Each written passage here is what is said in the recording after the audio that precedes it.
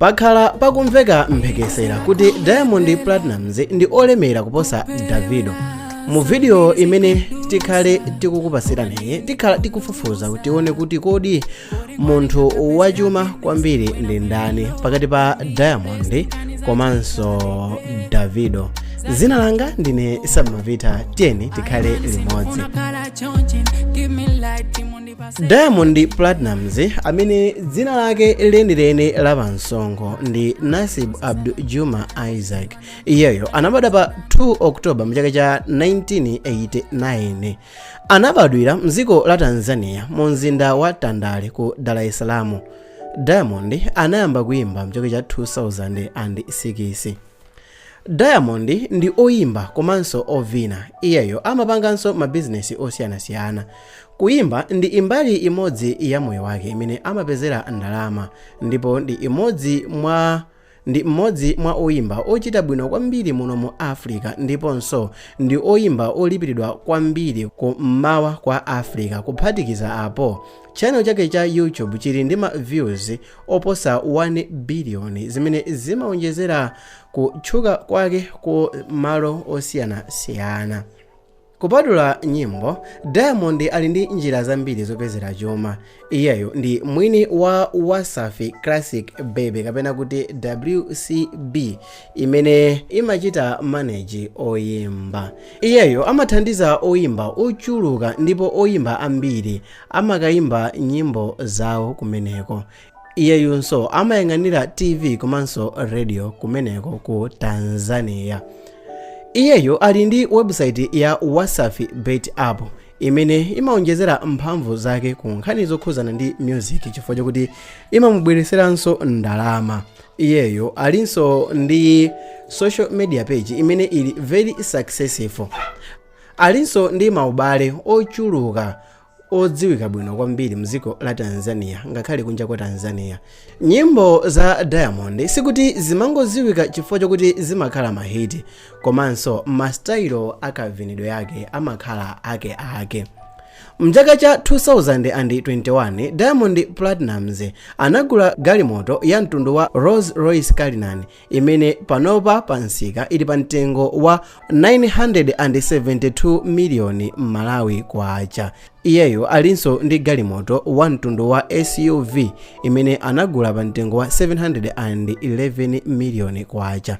Alinso ndi Rolls Royce Phantom pa mtengo wa 740 million Malawi kwacha. Alinso ndi Range Rover Sport ya 180 million Malawi kwacha. Alinso ndi BMW X6 pa mtengo wa 97 million kwacha. Komanso kuphatikiza apo ali ndi Toyota V8 imene ndi pafupifupi 197 million kwacha. Kuphatikiza pamenepo alinso ndi Toyota V8 imene ndi ya ndalama zokwana 176 million Malawi kwacha. Iyeyo ali ndi Mercedes Benz 5 class imene ndi pafupifupi 204 million kwacha. Iyeyo alinso ndi Kia Push imene ya ndalama pafupifupi 113 million kwacha. Kuphatikiza pa ndalama zonse zimene anagulira magalimotowa ndi ndalama zokwana 4.6 billion Malawi kwacha zimene zimampangisa Diamond kukhala oyimba ochita bwino kwambiri. Just collection ya magalimoto akakhoza kudyesa anthu ochuluka. Okay, fine.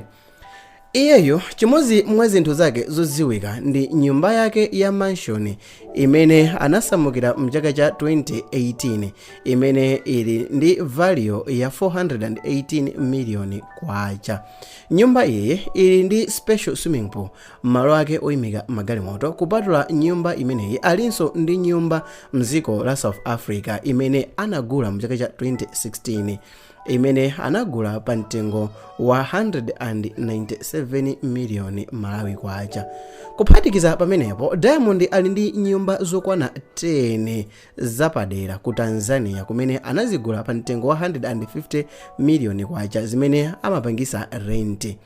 well 150 million kwacha. Diamond akumanganso nyumba yapamwamba imene akuyitchula kuti Wasafi Tower imene ili ku Dar es Salaam, imene ikufuna kuti mukhale Wasafi TV, Wasafi Radio komanso Wasafi komanso WCB Wasafi Record Label, pofuna kuti apitise pasogolo brand yake komanso music industry. Diamond Platnumz, munthu amene tikumutchula musiku laleroyi, kuphatikiza nyumba zake zonse, value yake ndi 1.8 billion Malawi kwacha. Nyimbo za Diamond sizinangotchuka kamba kuti ndi mahiti, komanso monga mmene tayankhulira mucho kuti iyeyo ali ndi mavinidwe ake apamwamba, ndipo mavinidwe ake mchaka cha 2021 anadabwisa anthu atagula necklace yopangidwa ndi golide ndikulemba dzina limene ndi nickname yake yoti Simba, zimene zinamutengera ndalama yokwana 361 million kwacha. Kumayambiriro kwa 2021, Diamond anagula macheni ndi necklace yokhala ndi mutu wamkango ndi ndalama zokwana 70 million kwacha. Ndipo iyeyo mu 2017 Diamond Platnumz anagulanso macheni agolide komanso maring andalama zokwana 41 million kwacha. Mu nthawi imeneyo kuphatikiza maring ake komanso macheni ndi necklace, ndalama zake zonse zimakwana ndithu pafupifupi 500 million kwacha, zimene zikumpangisa kukhala oyimba wapamwamba tikabwera ku nkhani zokhuzana ndi maring. Diamond siwangokhala odziwika kamba ka nyimbo zake zokoma, komanso iyeyo ndi odziwika pokhala bwino ndi anzake. Mwezi wa Novemba mchaka cha 2021, Diamond anapita ku ukwati wa anzake kumene anakapereka mphaso za ndalama yokwana 9 million kwacha. Kuphatikizapo anawapasanso malo amene value yake mu nthawi imeneyo anali 39 million kwacha, komanso anapereka 5 hours yokuti ukwatiwo uonesedwe pa Wasafi TV imene ndi TV yake ya Diamond, zimene munthu pofuna kubuka 5 hours kuti aonese activity pa TV yake amafunikira ndalama pafupifupi 8 million kwacha. Ndipo mu chaka cha 2025 Diamond wakhala akuoneka akumwaza ndalama zochuluka kwambiri kwa azinzake amene amakwatira, ndipo zinamuyika kuti izi zinampangisa kuti aunonge ndalama yoposera 400 million kwacha kwa azinzake basi. Diamond wakhala akuonesa mtima opereka, ndipo mu chaka cha 2019 mwezi wa Julai anapereka mphaso kwa girlfriend wake ndi mayi yake onse, anawagulira Toyota Land Cruiser 2000 series pa mtengo wa 170 million kwacha. Tikaphatikiza zonse zikuonesa kuti Diamond Platnumz wapereka pafupifupi ndalama yoposa 700 million. Kongo pereka basi mwazinzake ka chanichani, komanotu zindikirani kuti apa tikukamba za nthawi imeneyo. Diamond siwangokhala oyimba like odziwika chabe kamba kama hit song ayi, komanso iyeyo ndi ozipereka. Mu chaka cha 2018 anamanga mzikiti otchedwa Masjid Al Aziz kuthandizira anthu okhala dera limenelo ndi malo opembedzera, zimene zinaonesa kuti zinamutengera ndalama zokwana 34 million kwacha. Ndipo mu nthawi ya COVID-19 Diamond anapereka ndalama zokwana 50 million kwacha kuti apereke renti kwa mabanja okwana 500. Ndipo mu 2021 nthawi ya Eid anapereka zakudya kwa anthu ndi zina zoseweka mdziko la Tanzania, zimene zinamutengera ndalamanso zokwana 60 million kwacha. Ndipo mu 2015 anapereka ndalama zomangisira sukulu ndi zina zothandizira kuyendesa maphunziro pa sukulu, ndipo inamutengera ndalama yokwana 23 million kwacha. Ndipo mu 2023 anayambisa bungwe limene limathandiza opanga makomedi achichepere ndi ndalama zokwana 25 million kwacha.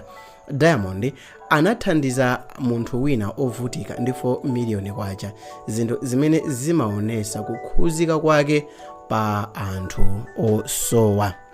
Tidatha kuona zambiri za Diamond Platnumz, dolo wa mziko la Tanzania, neba wathu weni ndiponso I think ndiyambe kufufuza. Akhonza kukhala kuti mwina ndi m'bale wanga amene ndi wachibale ndi bambo wanga amene anakachona mziko la Tanzania amene anabereka Diamond. Sindikuzona bwino fa khanga tikufanana. Adofasireka chithunzi changa ndi Diamond side to side and then tauze anthu achite rate kuti tikuoneka modani. Okay, now tione.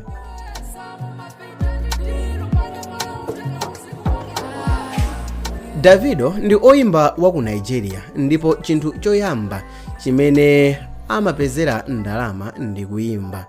Iyeyo wagulitsa ma album ochuluka, ndipo ma live performances ake akhala akupanga ndalama zochuluka ku Nigeria.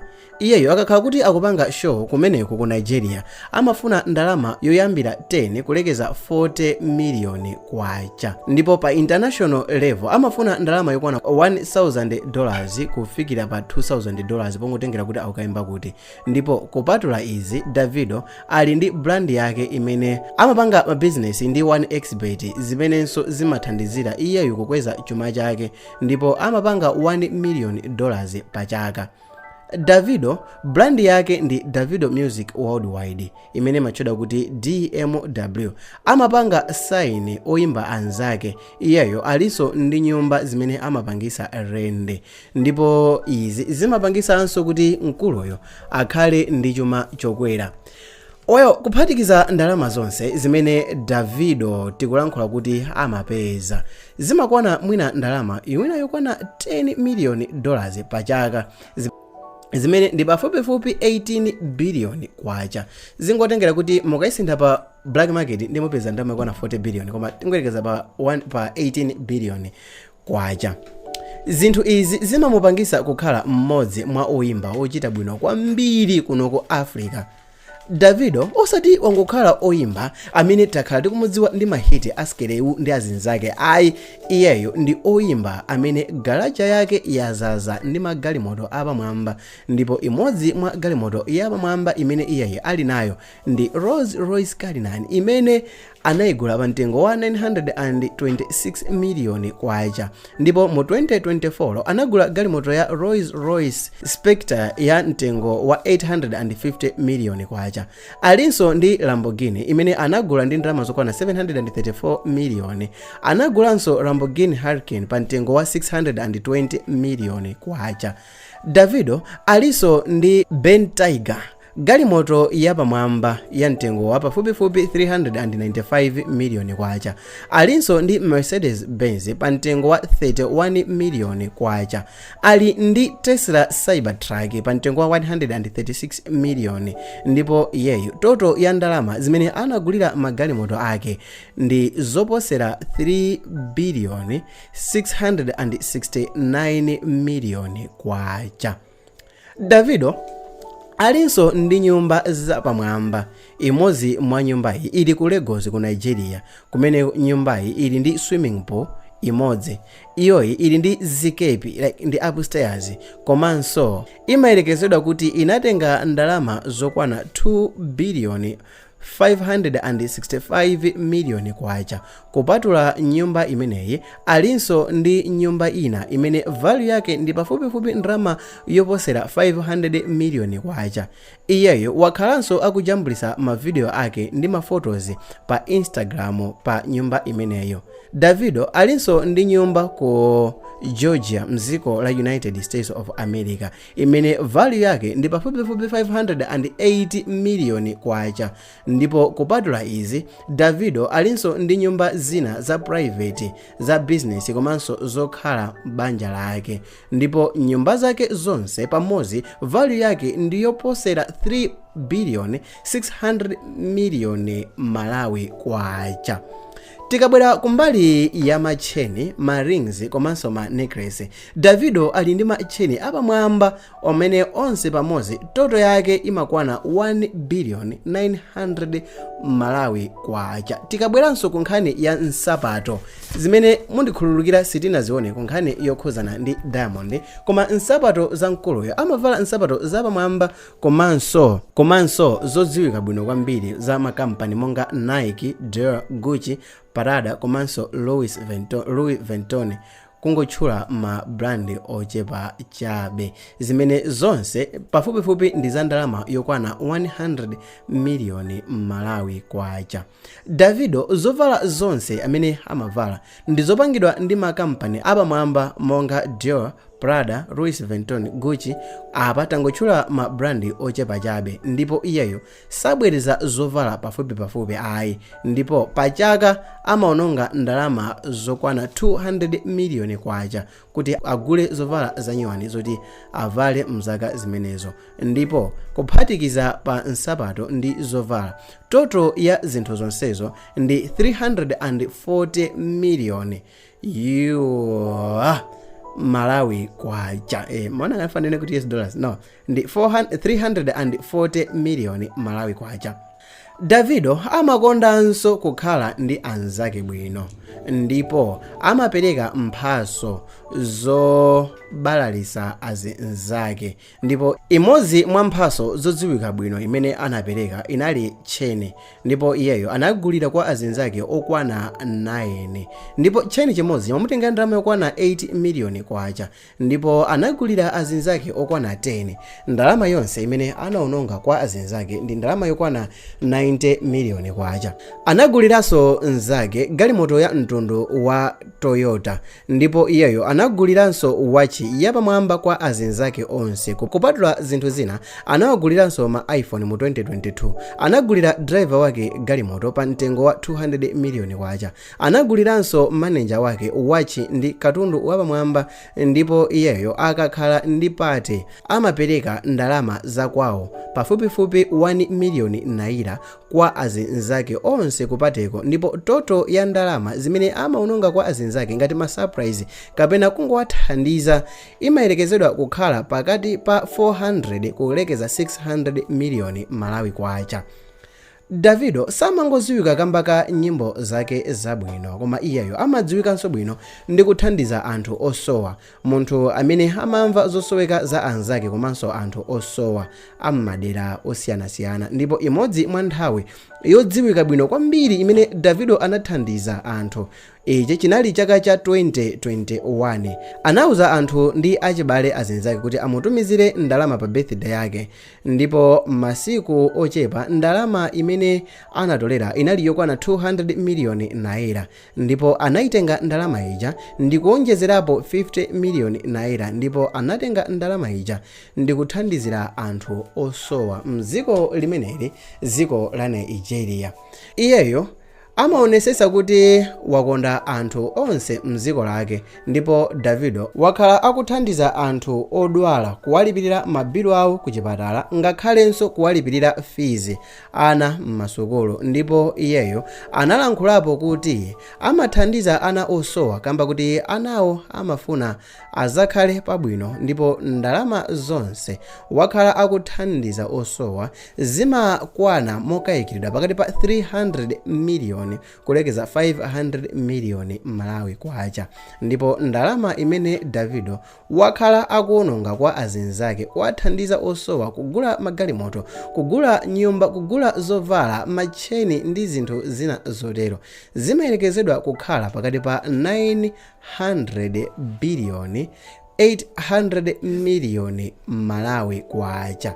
Ndipo mu 2025 chuma chonse cha Davido chimayerekezedwa kukhala pa 100 miliyoni US dollars, pamene Diamond Platnumz chuma chake chonse ndi ndalama yokwana 11 miliyoni US dollars. So kuyambira lero ndisazamumve munthu wina aliyense akuyankhula kuti Diamond ndi olemera kumposa Davido, chifukwa ndaona this guy Davido ndi olemera 10 times Diamond Platnumz. Okay, komabe neba ndi neba basi. Timafira nyimbo za neba basi. Chifukwa chonka kuna kuti Davido atabwera kunoko mchaka cha 2016 ngati sindikula kusiyana chaka cha 2014 anapanga zinthu za shit kwambiri. Ngati monga kumbuke zimene Davido anachita ku Malawi kunoko mthaime anabwera ku Malawi, please tatuzeni mu comment taone pepana na ma 2 minutes ndikhulupirira kuti apa ndende kupetani, but yeah moti khululukira. Dzina langa ndine Sam Maviti, mapanga video zosiyanasiyana pa YouTube. Mutakhala kuti mapanga mwaikonda video iyi, ndiye ndikuoneserenso video ina imene ili pa screen imene timalankhula za oyimba okwana 70 imene ndi top 70 ya oyimba aku Africa amene ndi olemera kuposa zinazawo. So video iso mwayikonda, is your boy Sam Mavita. Tonani mu video imeneyo. Bye. Atafuna kuziwe, sikolo seli kuziwe.